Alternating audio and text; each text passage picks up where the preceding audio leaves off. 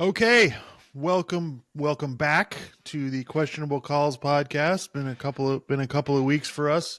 Took a little break after football's over. Need to decompress and get back to reality a little bit. So, um, it's congratulations to the Kansas City Chiefs. They're the champions. They deserve it.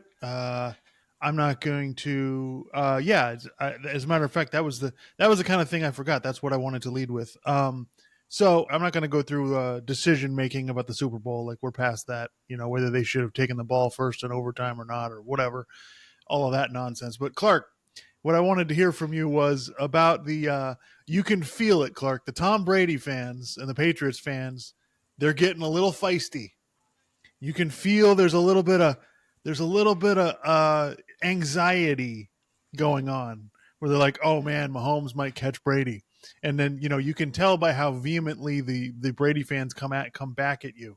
Oh no, he's not even close. Like Brady won 3 Super Bowls in his last 7 years of his career. Like, no, it's so they come in with all these arguments about yeah, whatever, but he's still not close to Brady because it's not 7 and blah blah blah blah. Brady did all this and whatever. And but I will say this: it's kind of funny to me because it's like this isn't like it's totally different than the Jordan LeBron debate because while you can make the argument Tom Brady's the best quarterback ever, it's an argument based on resume. It's not an argument based on talent or ability, right?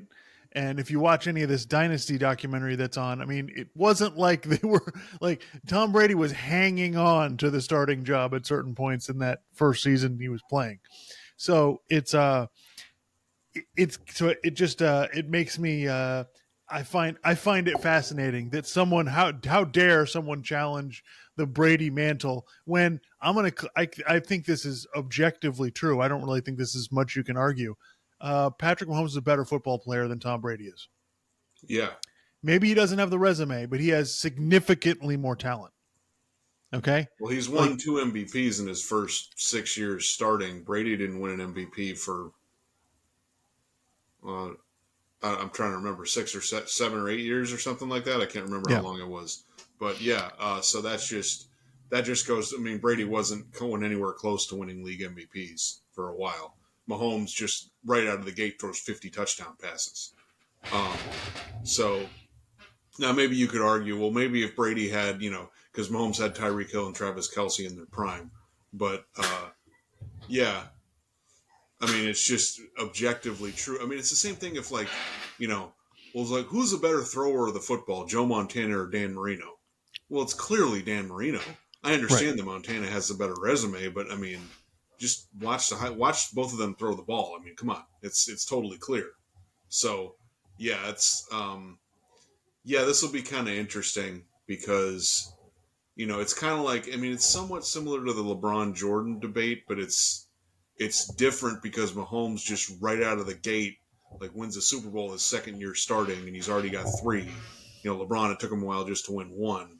So I think this is probably going to be more interesting than the LeBron Jordan debate because I mean, we'll see what happens, but I mean, at this rate, it looks like Mahomes could actually come close to getting 7, which would be pretty crazy. And then it comes down to, well, who do you like better? And there's going to be people who have different arguments about all kinds of stuff. But, we'll see how that kind of plays out over the next, 10 to 12 years. Yeah, I mean, it's the argument for Brady is the same argument you would make for LeBron, right? Longevity, right? Brady Right. did it for the number of years and whatever, and that we can't do anything about that until Mahomes plays another 10 years. So we can't debate any of that. But yeah, I think this is fascinating. Like, no, this is legit now. This is like after Tiger Woods won 4 majors in a row or whatever, and it's like, no, he's still got a whole bunch more to get to Jack Nicklaus, but this is in your like he should be. You should have your eye on it. And so Well, and you could argue that Tiger Woods is better than Jack Nicklaus. And people are like, right, oh, but he doesn't have as many majors. I don't care. right. I'm sorry. The way Tiger Woods dominated everything, I mean, come on. Yeah, so I don't think Mahomes has to get to 7 Super Bowls to be considered the best because I think there are things there's going to be some things on the table for him that Brady didn't, he'll have some chances to upstage Brady. Like if they win 3 in a row this next year, then that's something Brady never did. If they went, to not, Brady went 10 years without winning it, can Mahomes win, you know, 5 or 6 in his first 10 years, which nobody's ever done that either. So, there's this is going to be really fascinating. But yeah, I just think it's interesting that it goes right along with, I realize, when you're challenging the guy that's supposed to be the GOAT, there's always opposition to it, but just add in the fact that it's New England and it's Boston, and all of their fans are, crazy people anyway. So that makes this a little extra spicy to me, because I'm just going to watch these Boston people get angry, which they don't have a problem getting angry. Like Boston gets angry very easily. So this will be a lot of fun as Mahomes racks up Super Bowls, and we're like, yeah, guys, he's better than Brady. No, he's not even close. Nope, sorry, 7. They're going to make this. It's going to be the same thing that the Jordan supporters argue today. Right. Yeah. Anyway, so all right, so it's official, Clark. The format for the 12-team playoff is now locked into place for the next 2 years. And then ESPN went on and extended it another 6 years after that. So we're going to have it's going to be the best 5, the top 5 conference champions, and then 7 at-large teams. The top 4 conference champions will get a bye in the first round. And then the first round games, the higher seeds will have home games, and then they'll do the quarterfinals and the semifinals will be the New Year's Six bowl games. So we'll basically, I mean, as just to be really simplistic about it, Clark, we're getting more football. We're getting more football, and not only that, we're getting some college football at a time when there's never college football. We're usually, waiting around. There's crappy bowl games on, and yeah, I said it, crappy bowl games.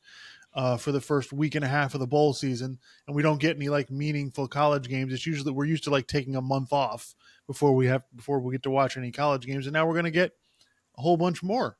So, I have a bunch of different topics off this, but just right off the bat, Clark, do you like the 12-team playoff?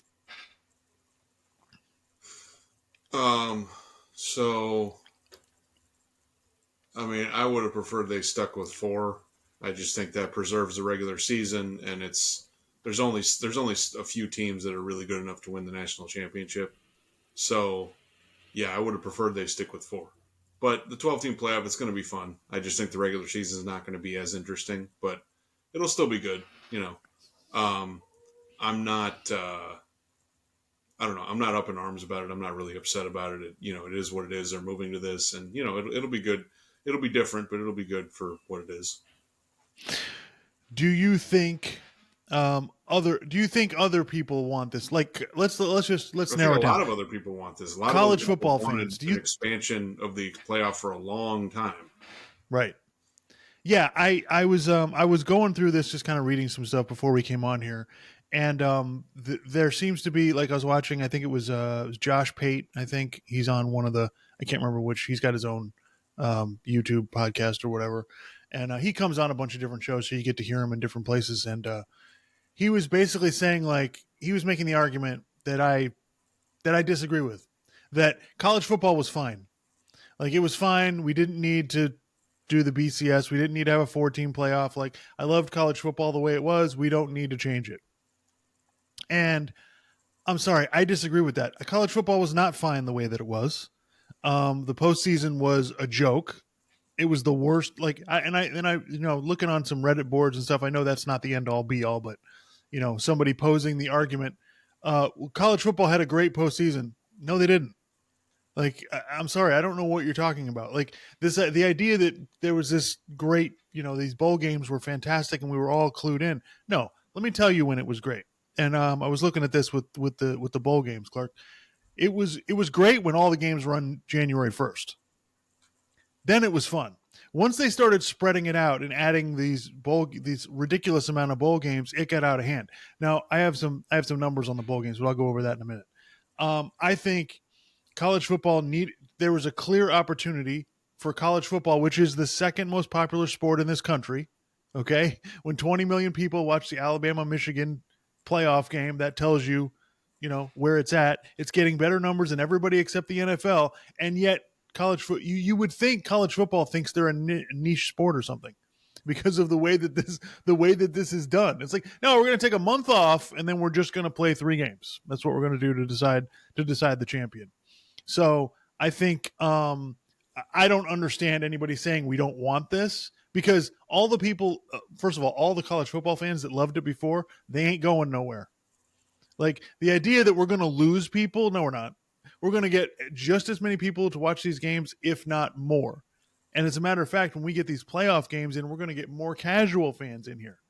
So I think I like, if you're asking me would I have rather stayed with the 4-team playoff, I was fine with the 4-team playoff, but I think this is going to be great. I think, yes, we may lose a little bit in the regular season.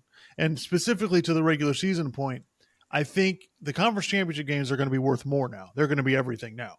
So you don't have to worry about those games. What I think might be a problem are the rivalry games the last week before the bowl game.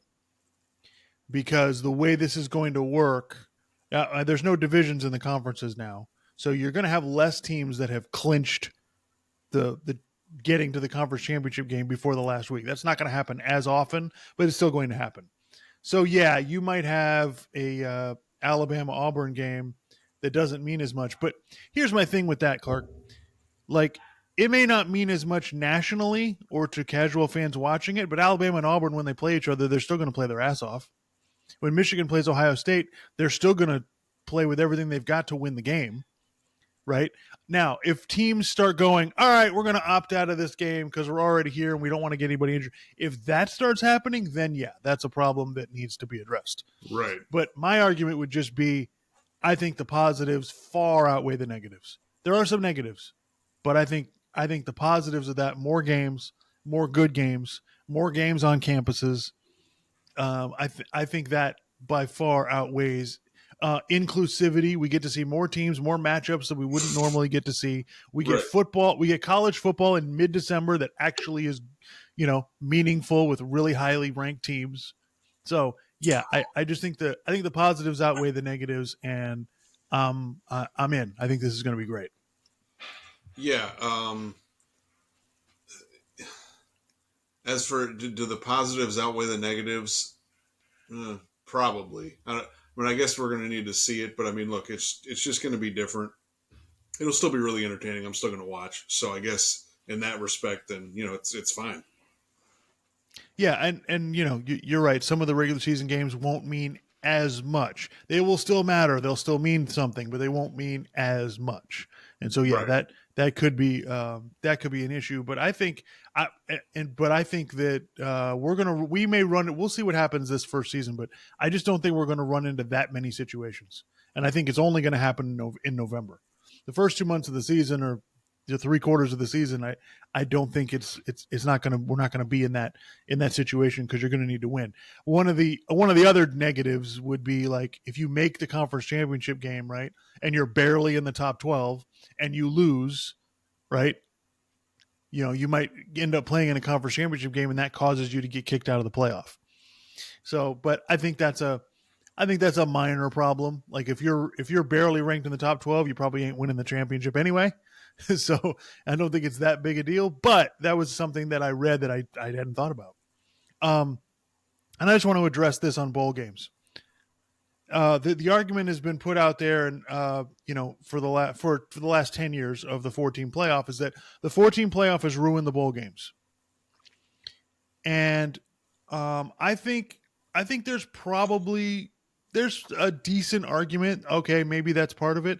But what really ruined bowl games is that there's way too many of them. Okay, in 1971, there were 10 bowl games. Okay. Okay, Really? 25 years later, in 1996, we had 20. Now we have 42. Yeah, that's way too many. So we've exponentially increased the bowl games, which means, right, they're not as exclusive. So we're putting teams that are 6-6 or 5-7. Yeah, why are we doing that? Right. So we're putting teams that shouldn't be in bowl games, right? You should have to have like 9 or 10 wins to get into a bowl game, And that, by the way, that's why. And the thing is, Clark, that's why bowl games mattered, because they were a reward for having a great season. From 1970, they said in this article I read, they said 1972 to 1992 was like the cradle of bowl games, right? It was the high water mark for bowl games, right? They were just the right amount. Had what, the Rose Bowl? We had the New Year's Six, right? Yeah, right, and then we maybe had 10 or 12 more. Yeah, Rose Bowl, Orange Bowl, right. So that's Yeah, so it was reasonable, right? And if you think about it, right, if you have, let's say if you had 18 bowl games, that's 36 teams, right? So that's the top 25 plus a few more, right? So that just seems, I don't know, that seems kind of reasonable to me. So it's that's what's ruined the bowl games. And the other thing is, people are acting like, oh, everybody opts out, all these bowl games, whatever. No, that's not true. I looked at the 41 bowl games from last season. Okay, they basically, from what I could gather, right, kind of reading up, this is just my judgment, right? I don't have an official result on this. I counted 28 out of the 41 games where both teams were invested in trying to win. So that's like 70%. So like 70% of the bowl games are both teams are hotly contesting it. The problem is, Clark, a high percentage of the games that are highly contested are Boise State against Memphis, or Louisiana Monroe against Miami of Ohio. They're just games that aren't going to get huge TV ratings that people aren't supremely invested in. The problem is the teams that are opting out a lot are Ohio State, Florida, South Carolina, teams that are really important, that people really popular, that a lot of people watch. So the bowl game problem is nowhere near as bad as people are describing it, and it's just an overexpansion issue. It's not an issue. If there were 25 bowl games, the 14 playoff wouldn't matter that much. So yeah, I think that I don't know what you do with the bowl problem. I'm not saying I have a fix for it, but what I'm saying is where people are saying no, it's because the only teams that care are the teams that make the playoff. Well, most of the teams had at the beginning of the season they don't have a shot at the playoff. So what are we talking about? There's 135 Division I teams. Like very few of them have a shot at it. That's like 85% of them just don't have a shot. Right. So this idea that they ruined the Weed Eater, whatever bowl, because of this 14 playoff. I don't think that's accurate anymore. I really don't. So the other issue I wanted to address was it came out that after they approved the 5+7, that I think it was cited, the Big Ten brought it up, but I'm sure that there were some other people talking about it, that they talked about possibly expanding to 14. And now the way it's going to work is with the TV, with the contracts they have. So the next 2 years we're locked into 12 no matter what. That can't change because that's what they voted. That's what they decided. After that, they could modify it if they want to. And it cracked me up because a lot of the sports shows, especially the ones that are primarily focused on college football, they all went crazy. Oh my God, can't you guys let the 12-team thing work? See if it works before you, oh geez, look, you want to move to 14. It's like, okay. First of all, I just want to remind people of something. College football moves at a glacial speed. At what point has somebody suggested something in a meeting that we found out about it and it's come to fruition right away? When has that ever happened? Like, that's not how they do it. Just because one team suggested it doesn't mean a damn thing. Like, I don't understand why are we it just blows my mind. And then I'm listening to the College Football Inquirer podcast. So they have Dan Wetzel, Pat Forty, and Ross Dellinger. All really good college football writers. They've covered the sport for a long time. But Dan Wetzel and Pat Forty, notorious for whining and complaining about everything that happens in college sports. I love them. Okay, I know it sounds like I'm being turncoat here. No, they're good. They're good at their jobs, but they're really good at their jobs. Don't get me wrong. Like I listen to them. Anything, they have great information. They provide really good perspectives, but they go a little overboard. Okay, it was suggested, I guess, last week or 2 weeks ago that the NCAA basketball tournament, they want to expand the tournament. Right, there's 68 teams. They want to expand. They want to put more teams in. and their reaction was, "How can you do this? This is an outrage. What do you want? It's perfect the way it is. Are you crazy?" And I'm like, "Okay, guys, like, just calm down, okay? First of all, it's really not that big a deal. Like, if they want to put 32 more teams in the tournament that nobody gives a shit about, like, does it really matter? Oh my God. Like, honestly, like, they're going to have another weekend. They're going to have another weekend of tournament games. Like, is it really, like, honestly, like, does it matter at this point? Like, they're all the teams that no one wants to see will be out of the way. So, but then you find out, well, maybe they just want to put like they just want to expand it a little bit. Like, they want to put 4 more teams in or something. They want to have, like, I don't know, they want to have the first day, opening day or whatever, have more games. Like, if it's tiny like that, well, who cares? What does it matter? It still fits into and then, Pat Forty had which I thought was a good argument, but I just thought it was funny. This was his argument. But you have to fit the bracket on one sheet of paper. You can't have, nobody's going to fill out a bracket if you have it on multiple sheets of paper. What are we doing here? That sounds like a boomer argument right now. You got to be able to fit it on one sheet of paper, dude. Everybody's doing this digitally now. What's wrong with you? Well, yeah, and it just it was really. I thought it was really good. It's like, it's got to fit on the sheet of paper. I'm like, really? That's what your argument is? So I just thought that was really funny. But so just the mere suggestion drove everybody crazy, and then they're all upset that, oh, how could they suggest 14 teams? What are we doing? Blah blah blah blah blah. And okay. So I just want to say, and the basis for the 14-team thing was the Big Ten and the SEC want to have something where they're guaranteed 3 or 4 automatic qualifiers. That's the idea. They want all the conferences want to be guaranteed more than one automatic qualifier. Okay. So, how do I feel about that? Look, I think that, guaranteeing spots is, probably not the best idea.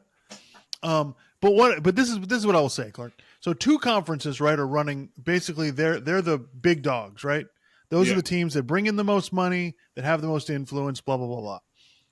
But the way the college football playoff board of managers, the way this works is, Clark, in order to change anything, it has to be unanimous. So that's all 10 conferences and Notre Dame. So that's 11 votes. Okay? Yes, Notre Dame gets their own vote. We can get into that later. So 11 votes, Clark. It has to be unanimous. So explain to me how they're going to expand to 14 just because the Big Ten and the SEC want it. So I thought they're freaking out about this. Oh my God, what are you doing? You can't do, it's like, guys, like, first of all, 12 to 14 is not that big a deal. I think they're going to go to 16 anyway. Like, I think it's coming whether you like it or not. So I just thought it was funny, the overreaction to it. Like, oh my God, how can you do this? And you know what, Clark? We've talked about this before with the NFL, Clark. Some of these college football people, they're acting like heroin addicts who've had their drugs taken away. It's exactly what it is. No, you can't do that. What are you doing? Give me I like it just the way I like it. Don't touch that. So I just think, I think 14 teams will be fine. Let me get out my definitive opinion here. 14 teams is fine. It's not going to happen anytime soon. Maybe 2 years from now it will. And the idea that the other conferences are going to go, yeah, Big Ten and SEC, you can have 4 automatic qualifiers each. No problem. Please. Come on. The group of 5 is always going to be in it because they're going to want, because the way this works is like, it's complicated how the money gets doled out, Clark. But to put it in a simplistic way, every conference gets a piece. Right? And then you get more money based on getting teams in, which bowl games you play in, which games you win, blah, blah, blah, blah. Okay? There's all kinds of other details involved, but it starts from there. So explain to me how they're going to get this passed. Like, I just thought it was funny. They went through this whole podcast, this half an hour of just getting upset about it and being bothered. But what are you guys doing? This is totally wrong. You guys screwed this up, blah, blah, blah. This whole song and dance. And it's like, guys, like, everybody's got to agree to this. And in order to change the rules so it's like, oh, the voting just needs to be a majority, has to be a unanimous vote. Right. So quit whining. I guess that's my overall take, Clark. Quit whining. It's going to be fine. Your thoughts? Yeah.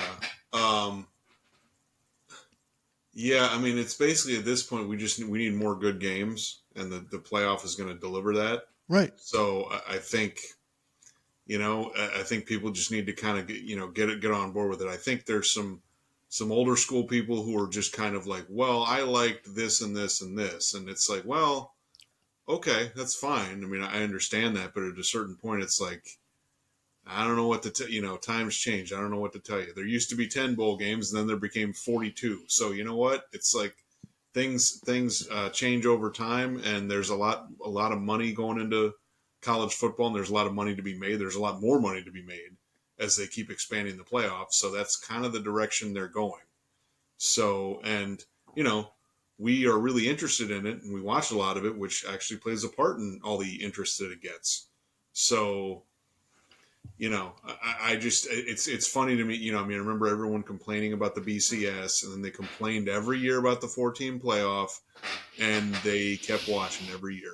You notice how I said that they complained about the BCS every single year. That means they were paying attention the whole time.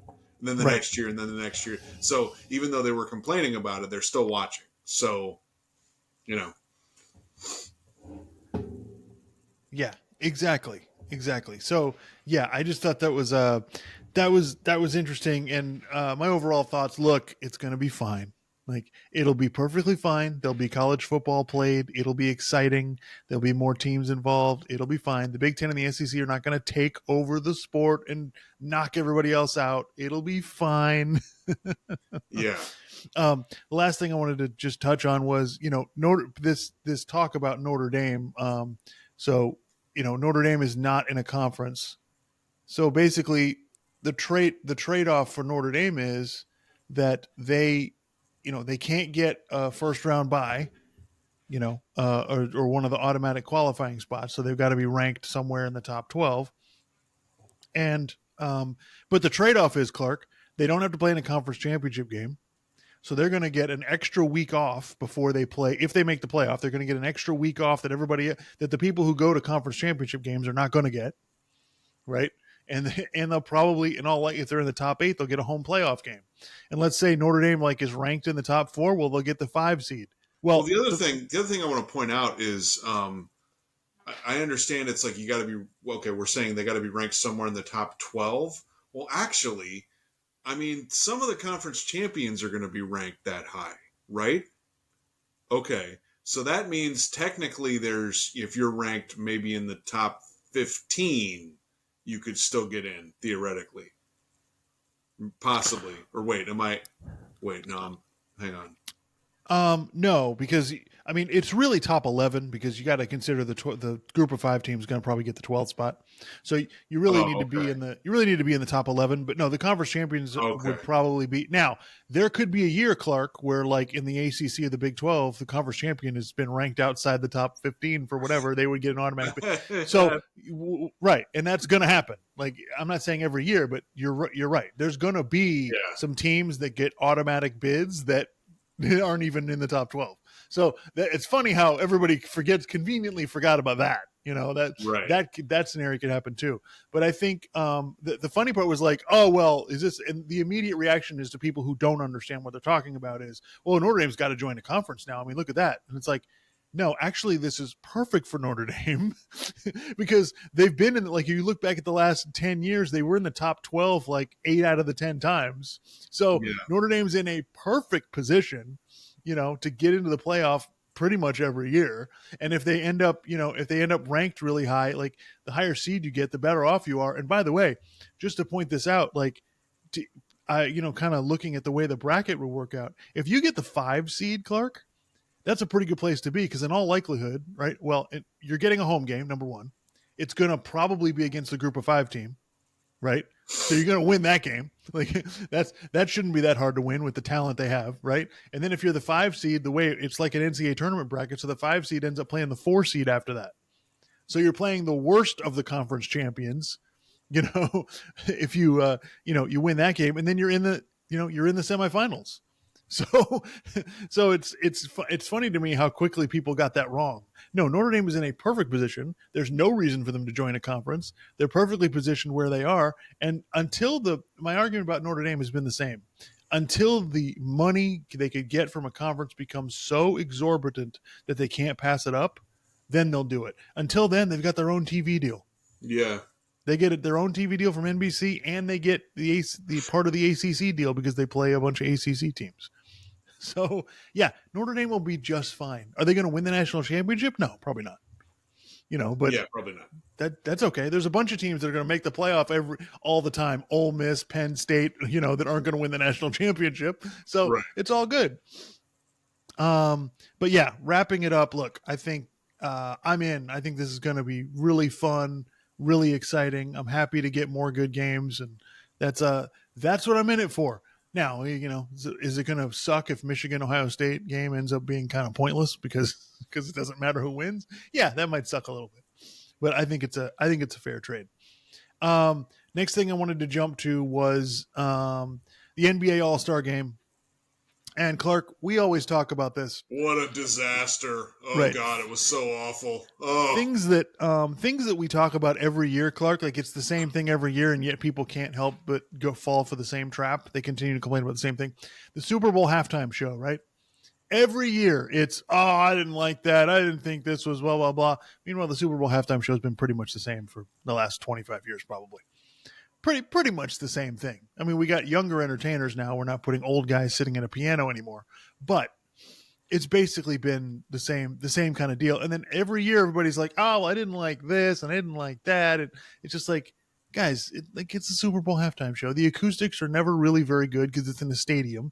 It's hard to do that. It's hard to make that look great. And it's nonsense. Like, what are you complaining about? Like, the Super Bowl halftime show isn't for everybody. Number one, they're just trying to get as many eyeballs on them as you can, and everybody's watching the Super Bowl, so they don't really care if you like it or not. You're watching it. That's all that matters, which means you're seeing the commercials. That's all that matters. What I just find funny is like, oh, I didn't like the Super Bowl halftime show. Well, do you like that artist? Well, no.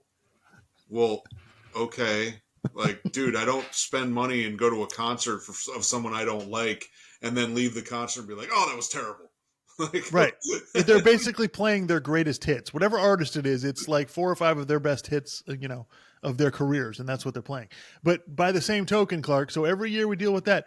Every year now, it's the NBA All-Star Game nonsense.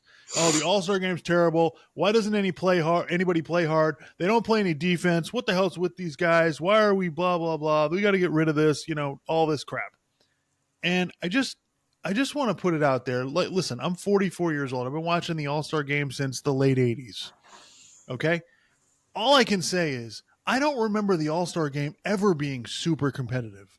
I don't remember it ever being, oh my God, these guys are really killing themselves. What I remember is teams screwing around for 3.5 quarters, and then maybe in the last 5 minutes, both teams would try to win, especially if the game was within reach. This year, the game wasn't within reach, so there's no reason for, both teams really play hard to try to win. So, and like, is this really, and I just think it's hysterical that people act like this is such an important issue. Like, why does this matter so much to everybody? The NBA All-Star Game never really been that competitive, even especially in my lifetime. Okay. And I'm sorry. Yeah. The guys don't care. Yeah. Okay. So I don't really care. I don't sit and scrutinize the NBA All-Star Game and watch it, watch the whole thing and like, oh man, how is this team? Because you can't, come on. It's an exhibition game, which is fine. And the other thing is NBA All-Star Saturday night is fun. The 3-point shootout's fun. Steph shooting against Sabrina Ionescu was fun. The dunk contest is, whatever, take it or leave it. But yeah, it's all right. But I don't understand what. So yeah, no, the All-Star Game sucks. This just in, things that haven't changed in 40 years. Like, I'm sorry, the NBA. You could tell me, all right, maybe in the 90s it was a little more competitive. Like, you could tell me that all you want. Go rewatch an All-Star Game and tell me what you think. Because I'm sorry, I don't see it as a whole lot. I never thought they were competitive. To me, this is my argument about the All-Star Game, Clark. It's for kids. Okay. And it's just kind of a showcase for the game, for NBA players. It's not, watch what these guys can do. It's really, that's not what the game is designed for, in my opinion. I just think it's for kids and try to get fans early. I think that's the whole point of the game. Well, I think one of the differences that maybe okay, back in the day, that it could have fooled you into thinking that it was really really competitive. Teams shoot a ton more threes than they did in the 90s or Right. even in the early 2000s, right? Right. Particularly compared to the 80s. I mean, they shoot way more threes.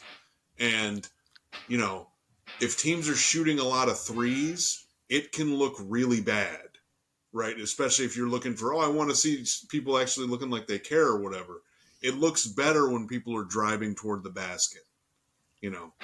So, yeah, I think maybe you could watch some of those older games and get fooled into thinking it was really competitive when really maybe a few minutes of the game were competitive. But beyond that, it was just, guys were just out there, doing alley oops and dunking and driving toward the basket and maybe, doing some wild shots here and there. Like, I just think maybe now it looks a lot worse because of all the threes. Yeah, that's true. And look, the after they came back from the COVID, and then they had the All-Star game where they did the different fourth quarter where you had to score 24 points or whatever it was, the Elam ending. Like, for whatever reason, in that fourth quarter of that game, the game was competitive. I think every once in a while you might get that, but I just think, I think overall the All-Star game's fine. Like, we've What was it? tried to 10 million people watched it, right? yeah, exactly. It got really good TV ratings for an exhibition game where guys really aren't playing that hard, you know. And the NFL Pro Bowl had got good ratings for years, and that was a terrible game. Yeah. So does it? I just don't think it matters that much that the game's bad. I think it's fine just the way it I is. think the All Star Saturday is still pretty good. Yeah. I still enjoy watching that. Whatever. And then like, they sell out the arena or whatever, and it's sort of like a whole week of stuff going on in that city. Like I just don't think it's that big. It's that big of a problem. I don't think there's anything. This is something the NBA needs to really be concerned about. Yeah, I think we want it to be something that it's never been, and I Yeah, think we we fall. got to stop this. I've started to hear some people go, well, maybe we should make it matter like baseball did. No, we should not do that. That is a horrible idea. Like, no, guys, come on. It's just an exhibition game. Okay, I don't know what to tell you. It's just that's kind of how it goes. Yeah, I don't think this is really a big deal. It's not worth getting bent out of shape over it. You could tell Adam Silver was annoyed. You Yeah, know, are hockey fans complaining about their All Star game? I don't know if you've ever watched the NHL All Star game. I mean, that was kind of fun. It's just it's to be honest, they well, basically screw around for the first 2.5 periods, and then they kind of but Clark, they changed it now. The NHL All Star Game, it's it's four teams. They play 3-on-3 and it's four teams. So like two oh teams okay. play in the first period is a game, like two teams play against each other. Then the second period, the other two teams play each other, and the winners play in the third period. So they Oh, completely overhauled it, oh and okay. it's kind of, I mean, I watched it a little bit and it's okay, but yeah, it's not like super duper competitive. It's hard to score in hockey no matter what you do. So Yeah. it doesn't matter all that much. And then if it's tied, there's a shootout. Like it's like I think it does what it's designed to do. It's designed to grab kids, and you get to see all these guys in one place at the same time, and that's fine. I think it's totally okay for an event to not be catered to diehard NBA fan Well, that I lives just and think dies with every game. yeah, I think that I was thinking about this the other day. I think with a sport like basketball or football, it can look really bad when teams are just kind of out there, just whatever, like they don't really care. Baseball, again, I don't watch their All Star game really, but it probably doesn't look as bad just because baseball, you can't be out there just totally screwing around. Right. Like the pitcher's not out there messing around, whatever. Like they're throwing the ball, whatever, and then if you're playing in the infield, like you can't, that's not how that works. So it's never really going to look that bad. It's just the NBA, like I said, they're shooting so many threes now that can end up looking really boring after Well, just especially when Luka Doncic is taking 75-foot shots just to try to get a 2-for-1 at the end of a quarter like an idiot. Especially when you're doing right. crap like that, then you're right. It looks awful. Yeah, and that's where we are. So I'm good with it. I don't know what the fix is. Like maybe if I did have a fix, but I just don't think there is one. I think this No, is I don't either. this is I don't this is think the we should way it worry that is. too much about it. I mean, look, you can keep playing the game, or you could stop having the game and just have the All Star Saturday night. Like, okay, I Yeah, don't. I don't really think it's that big. There's probably bigger problems the NBA has to worry about than that. Yeah, I would agree.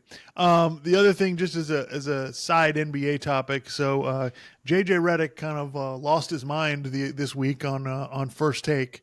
He went a little nuts on Doc Rivers, and basically, so I mean, the argument basically, or this issue is basically that Doc Rivers is not taking responsibility for his team's losing, and he's blown the most 3-1 leads of any coach, and so he's not taking. And then he's coaching the Bucks, and JJ Redick is in JJ Redick's opinion, Doc Rivers is just making excuses after every game. Well, we didn't have this, and well, we're trying to work on this, and well, I just got here, and I'm trying to blah blah blah blah. And this is one of the downsides to guys like Doc Rivers and guys who talk to the media and give them are quotable, right? Is that when they're honest with you, sometimes it can make them kind of look bad. It can create a lot of issues where things that you can question them on because they're just going out there and being honest, you know? And so I think what really jumped out at me was that JJ Redick was really dramatic. Like he started screaming and he threw his pen down and he got really upset. It was just like, dude, what are you doing? He's like, you guys, no accountability with this guy, blah, blah, blah. And it's just, can JJ Redick played for Doc at one point. So it just got, I saw the thing and I read it and I was like, okay. And then I watched the clip and I went, whoa, JJ, what are we doing here? Like, you're that upset about this? Seriously? Like it seemed a little over the top and dramatic, which JJ Redick basically says that he doesn't want to do that. And he's on First Take, and yet he complains about First Take at the same time. So it's really funny. Yeah. Like, this is the problem with this show, is that we do this and this and this. Like, JJ, that show's paying you. Like, yeah, that's true. So yeah. I don't get what the deal is with that. But look, and in defense of Doc, what I would say is, I mean, my opinion is basically, I don't give a rat's ass what Doc Rivers says to the media. Like, does it really does it make any difference? Like, if he's either going to, this is the thing about sports. And, this is my overall argument about most of these things we talk about with sports. If you win, it's fine. Yeah. That's what this comes down to. Like, it's not going to have anything to do with whether Doc makes excuses or what he says at press conferences. It has nothing to do with it. If they wins with this team, great. If he doesn't, he'll be looking for another job, just like he did at the last 3 coaching stops where he was at. So, yeah. And in defense of Doc, what I will say is he's not completely wrong. Like, when it comes down to the 3-1 leads, like, the one where he was coaching Orlando, I mean, they were the 8th seed. They really didn't. They weren't better than Detroit that year. They managed to get up 3-1 on them. Okay, but they lost. Well, okay, not the end of the world. The one with the Clippers where they lost to Houston. I mean, Chris Paul was injured for part of that series. Which he's basically their best player. Basically ran the whole team. So that was a bit of a problem. The one in the bubble. I mean, yeah, that wasn't great, but I don't think it was the coach's fault. So yeah, I do think Doc should kind of leave that stuff alone, leave that outside of it. But I just don't. I think JJ got a little too excited about that. Like, dude, like this guy, like, I don't know what you're like. You have some kind of beef with Doc. I don't know what the deal is, but this shouldn't make you that upset. Yeah, I mean, one of my whole things in sports when they're having debates and people make complaints about, well, someone's making excuses. I never really know what to make of that, because it feels like if you try to do too much explaining of why you lost a game, everybody says you're making excuses. And so I don't know what the line is between an excuse and a reason. Like, maybe I think there are times where people go, oh, well, the Chiefs lost that Super Bowl to the Buccaneers, but both their tackles were injured, so okay, I get it. A lot of people seem to make that argument. Some people don't. Some people are like, oh, well, you lost, and well, so it's really difficult for me to know what to make of that exactly. Yeah, I mean, the Doc Rivers stuff, I don't, again, I don't know what to make of that, because each of those scenarios where they lost the 3-1 lead, I mean, it's like, would people feel differently if Ron Artest wasn't making shots at the end of that finals against the Lakers and the Celtics had won that series? Like, would people be? I don't know. I mean, and then I think people criticize. They say the Clippers didn't win enough. Well, were you expecting the Clippers to win the championship? Like, they weren't good enough. They weren't going to beat the Warriors. They weren't good enough to do that. Right. The only time that I think you could make where I think it's kind of a fair argument is the one in the bubble. I think that's the only time where it's like you were up 3-1 and you have really had the better team. Like that one's the only Yeah. one where I'm like, all right, dude, what the hell's going on? And then, he said about he goes to their plan. The Bucks played Philadelphia today. So of course the Philadelphia people are asking him, what happened with last year's playoff series. He's like, look, I thought we had game 6. Joel didn't play as well as we would have liked. I wanted him to get the ball more. Like, so it's like you're asking the question and you're getting an answer. What else do you want from the guy? And let me tell you something. Doc can make all the excuses he wants if he wins. so we can. Well, yeah, and again, it just feels to me like people get, it's like you were just saying, it's like, well, do you want people to answer the question, or are you just saying the only acceptable answer is, well, it's all my fault? Right. Like, but again, then people could criticize you because they could say, well, I think it's this other guy's fault. Why are you letting him get off the hook or something? It's like, yeah, those things just get a little ridiculous. Clark, it adds a lot of credence to the other coach that was in Boston for a long time, Bill Belichick, for just, I'm not going to say jack shit. Like, basically with his eyes, every time he tells the media, shove it up your ass. Like, he doesn't he's basically like, I'm not saying a damn thing because you're just going to rip me. And he's right. Yeah, that's true. He gets ripped. He says nothing and gets ripped. So yeah. I don't understand. I'm not saying that. I don't think Belichick's necessarily wrong. I don't think it's nice to treat people like shit just for no reason. But at the same time, as far as a media strategy, he's kind of right. I mean, yeah, you can't. You literally can't make everybody happy. So yeah, JJ. You complain that we don't break down the games enough. We'll stick to breaking down the games and stop complaining about excuse making. Anyway. All right. So there's some NFL topics. We're jumping around a lot here today, but some NFL topics I want to talk about. So Clark, NFL quarterbacks in the draft. So this is going to be one of the most exciting, interesting quarterback classes we've had in a long time. Right now, I'm going to run down where everybody's at and then I'll ask for your thoughts. So right now, Caleb Williams is supposedly the number 1 pick. Sounds like that's what most people believe is going to happen. The next 2 picks to Washington and New England, they have Drake May and Jaden Daniels in some order. Some people have Drake May number 2, some people have Jaden Daniels number 2, but it kind of goes back and forth. The consensus is basically the top 3 picks are going to be quarterbacks. And then after that, it gets really murky.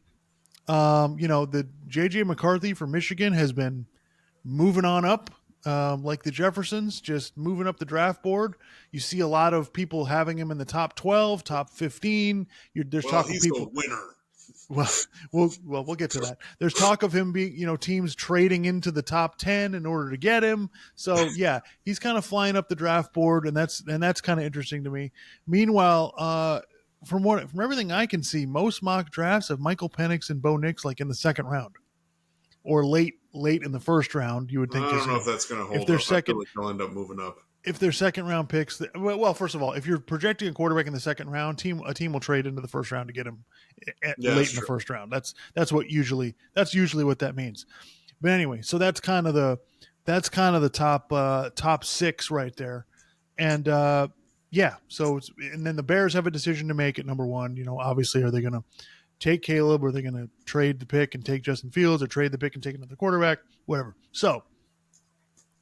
Your thoughts on your overriding thought on these quarterbacks, Clark, at this point in the draft, when we sit here, February, 25th? What are your thoughts on these quarterbacks, or how would you rank them? What do you think of them? Oh, I don't know how to rank them. I mean, it feels like there's probably some level of we're inflating how awesome this quarterback draft class is. Because literally, how many of them are actually going to be really good? Right. 1, maybe 2. Right. Like literally, there's going to be, probably a couple of busts. Maybe Caleb Williams isn't as good as people think. Because we really only have 1 comp for him. That's Patrick Mahomes, and it's like, okay. And then I just the JJ McCarthy thing. I just find that hilarious. I mean, does he feel like Mac Jones to you? I mean, like, I Well, guess he can run well, what better. I would say, here's what I would say. Here's what I would say about that, Clark. I think in this way, the NFL draft is becoming a lot more like the NBA draft. We're drafting on upside and potential. Yeah. That's what we're doing because just running down the list here. So JJ McCarthy's 6'3", he's almost 200 pounds, really mobile, right? He moves really well. He's moves a lot better than Michael Penix does, right? And he's a lot bigger than Bo Nix is. So when you talk about talent evaluation, right? If they go to the combine and they measure everybody and they do all the stuff, JJ McCarthy is going to look better than Penix and Bo Nix do, and he's 3 years younger. So we're drafting again, Clark. We're drafting on upside and potential. Once you get past the top 10 picks, that's what we're doing, and that's exactly what I think is going on there. JJ McCarthy has more potential, more upside, higher ceiling, right? Doesn't mean he's going to get there, right? But he's got a higher ceiling than these other guys. So I kind of get it. What I don't get is the going, well, Michael Penix, I'm not really, Penix and Bo Nix not being first round picks. That makes no sense to me. The amount of quarterbacks that we need in the league right now, the amount of teams that need quarterbacks, that makes absolutely no sense to me. I don't care if Penix got injured a lot. Okay. So, like, I've seen drafted to a fifth. Right. I've seen he can make all the throws. Like, we obviously don't. We drafted Bryce Young number 1 last year. We obviously don't give a rat's ass about size anymore. So, Yeah. what are we doing? So, that confuses me. That might change as we go. We still got a ways to go. It probably, how this stuff Right. goes. People just like RG3 was like, oh, I think he's a second round pick. No, he's a first round pick. Yeah, no, we still have the combine next week, so a lot of things are going to change between then. But that's what I think is going on with JJ McCarthy, and that gap may shrink. And I also think that again, you get late in the first round, I think teams are going to be moving up to get up. From what I've heard from, I can't remember what draft expert I was listening to. It's basically turned into where if you're not going to take a quarterback in the first round, then don't take one in the second round either. That's basically what it turns into. If you're going to take a quarterback, take him in the first round. Otherwise, just wait. Just wait till the third round or whatever. Because most teams that need quarterbacks are going to go grab them early, and you'll be sitting there with a whole big period of time where nobody's going to take a quarterback, and you might get great value on them. But I just I think. I mean, I just wrote down in my notes here. Caleb Williams is not quite Andrew Luck or Trevor Lawrence. Right. And that's how I feel. I feel that he is, as far as this class goes, he's the clear-cut number 1 pick. I don't think that's a debate. I think he should be taken number 1. I just, it doesn't make a whole lot of sense to me. Now, could I see a team thinking of it differently? Sure. There's 32 teams. They're going to have different opinions. My opinion is I would take Caleb Williams number 1.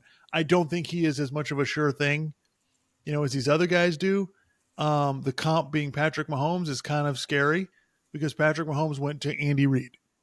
Yeah. Right? If Caleb Williams gets drafted by the Bears, well, okay. He's going to a head coach that hasn't won anything and a brand new offensive coordinator. So I don't know. I don't know if that's going to work. I think for all of them, obviously for every player, fit and where you go is important. But in this class, I think it's more important than it ever has been. I think Caleb Williams, Drake May, Jaden Daniels, really raw talents, like really great talent, but I just think they're raw. They're going to have to be coached really well. And I think for JJ McCarthy, Bo Nix, Michael Penix, they have to go to the right coach. If they go to the wrong coach, they're dead. They're not going to be able to do anything because they have specific skill sets, and you have to be able to coach that and bring guys along so they can drastically improve.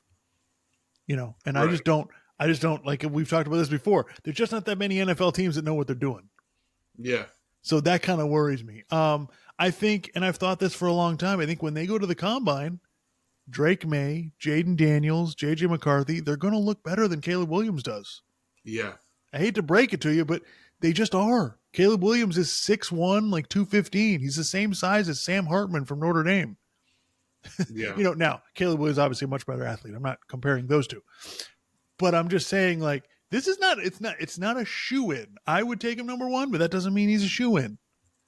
So Yeah, Right. I think it's highly questionable, and I think most of these guys they need work. Now, I like the fact that Penix and Bo Nix have played so many games. Right. You know, I think that's really good, and they've had good coaches. I think that's important. Bo Nix went through the work playing on one team, not playing that great, going to another team, getting coached better, playing better. So he's been in different systems and had to adjust to it. I think that's a good thing. Right. You know, same thing with Penix. He played for Indiana, transferred to Washington. I think that's good. But again, I think they've got to go to the right place, or I just don't think they have much of a chance in their career. And JJ McCarthy, like now, I mean, Clark, what if Denver takes JJ McCarthy? He's got Sean Payton. That's pretty darn good. Sean Payton's going to give him easy throws. You see what they give Russell Wilson. Right. You know, he's going to get good stuff to work with. So, you know, I don't think I'm not in love with JJ McCarthy taking him in the top 15 in the first round. Well, what pick do the Broncos have? 12. Oh.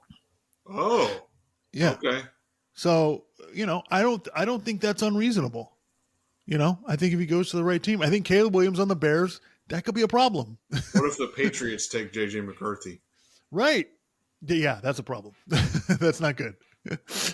I'm just saying because they could be like, well, we had a lot of good times with that other Michigan quarterback, so I think the Patriots taking any quarterback is a problem, Clark. well, yeah, exactly. You know, I just think like I don't think you want to go there. I just don't think it's like I've heard some people suggest the Patriots should just take Marvin Harrison. Yeah. You know, like screw that. Don't even bother with a quarterback. Just take and Jaden Daniels a 1 year guy. He had one unbelievable year, you know, and he's a great athlete, but he has like if you watch Jaden Daniels last season, like in the 2022 season, halfway through the year, you're like, who is this? Why is this guy the starting quarterback? Yeah. So he was bad. Like, you know, he got much better throughout the season. Like I give him credit in 2022, I'm talking about, you know, and then last year obviously was unbelievable. But, you know, yeah, this is going to be a tough deal. But one thing I will say, the way these guys are being the way their draft stock is shaking out, where you have Michael Penix and Bo Nix in the second round, it just tells me, Clark, the NFL doesn't care at all about how your team does in college football. Yeah. They do not care. It makes absolutely no difference. JJ McCarthy barely threw the ball at Michigan. They think he's the fourth best quarterback in the draft. So, you know, it just goes to show you, Clark, it's become a talent traits kind of deal. And I think that's just where we are. That's where we are right now. Especially once you get past the top 10, 12 picks, teams they're just when it's a quarterback, they're like, we'll take a flyer on the guy. Because Right. basically in the NFL draft, the top 15 guys are legit graded out first round picks. After that, you need to get a guy that fits into your team that can do what you ask him to do.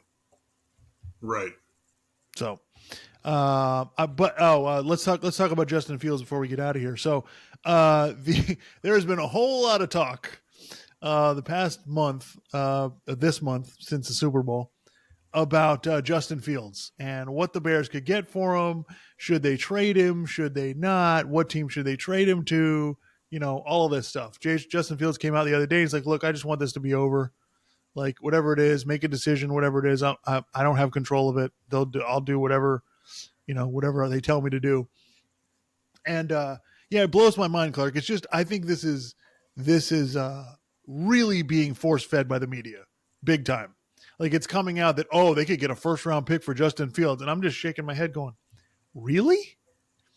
Like, it just doesn't make sense to me. I think the right decision for the Bears is take Caleb Williams. He's more talented than Justin Fields is, you know, and see if you can make it work. Justin Fields has played 39 games in the NFL. If you don't know after he's played 39 games, I don't know what to tell you. If you're still going, well, maybe if I'm sorry, man, come on. There's never been a supremely average quarterback after 39 games that all of a sudden has turned into a great player. It just doesn't. It doesn't happen. So well, I think what happens is like a lot of analysts, NFL analysts, are ex players, and there's a certain like I don't know what to call it. It's like a confidence or like a, you know, us against the world, or we're just going to work really hard and figure this out thing, where they just sort of, with a quarterback who's struggling, it's like, no, no, no, no, no. I've seen some stuff from him. So you just need to put more around him and just work together and you'll figure it out. And it's like, dude, you're not on the team anymore. You're not on an NFL team anymore. That's what players on teams think or coaches think. Well, this is what we got and we're just going to make the best out of it. It's like, well, that's not, you can't really think that way in this type of situation. Like, you have to really step back and look at it and like, what is this guy? He's played 39 games. Okay. You know what a guy is after 39 games. Okay. So yeah. So I think they've got to take Caleb Williams. But Clark, this is an interesting question that I heard on a podcast. I'll pose this to you. So let's take out the top three guys: Caleb Williams, Drake May, Jaden Daniels. Right? You have your choice. You can draft J.J. McCarthy, Bo Nix, or Michael Penix, or trade a second-round pick for Justin Fields. I'm including the fact that if you draft a guy, his salary is a lot less. Right? Justin Fields has got one more year at a cheap deal. Then he's got the fifth-year option. So if you trade for him, you basically have to pick up his fifth-year option. So what would you do? if I'm another team, Yeah. If you're another team, would you have the opportunity to draft McCarthy, Penix, or Bo Nix? I'm drafting somebody. I agree. I'm not going to, no.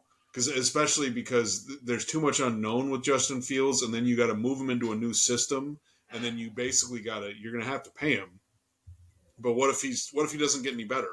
Which I don't really think he's going to. So then it becomes, with these other quarterbacks, again, they're an unknown. Maybe they're really good. Maybe they're really bad, but you don't know at this point because they haven't played a snap in the NFL.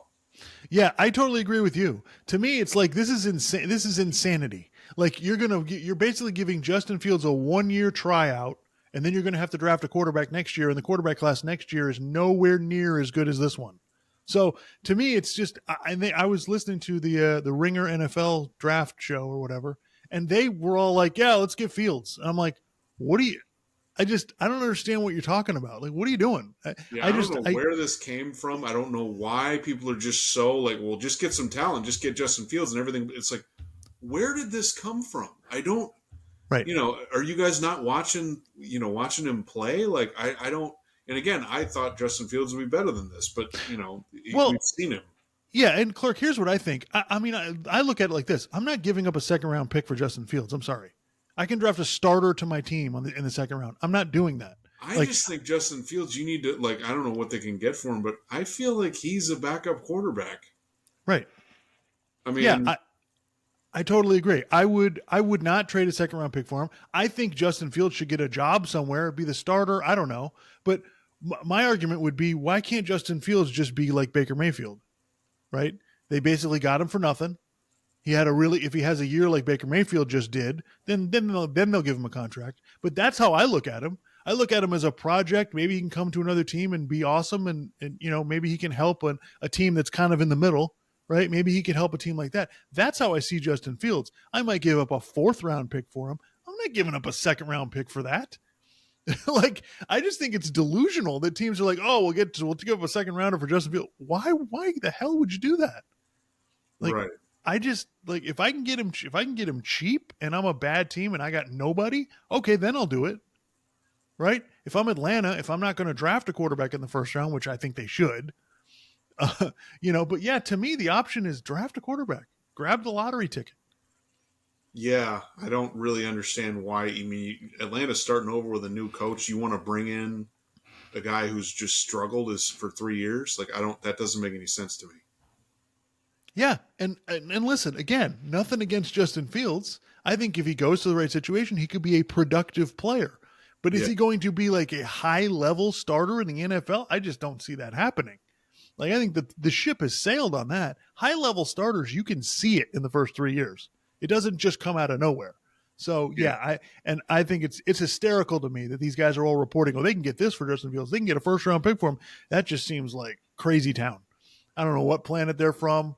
And we'll see, but we'll see what happens there. And the Bears are pretty dumb, Clark. So they drafted Mitchell Trubisky. They traded up to draft Mitchell Trubisky 2nd the number 2 pick. So the Bears are not exactly geniuses. They passed up on CJ Stroud last year, and wow, look at that. Yeah. So we'll see. But yeah, I'm not saying drafting Caleb Williams is the fix. I'm just saying that's the of the options, that's the better choice. Right. Anyway, all right. Yeah, that was fun. Good to get some of that stuff out. And we got NBA heating up. We got March Madness coming up pretty soon. So yeah, should be interesting time in the sports calendar. All right, everybody, thanks for tuning in. Make sure you like, comment, subscribe, and everybody have a lovely evening.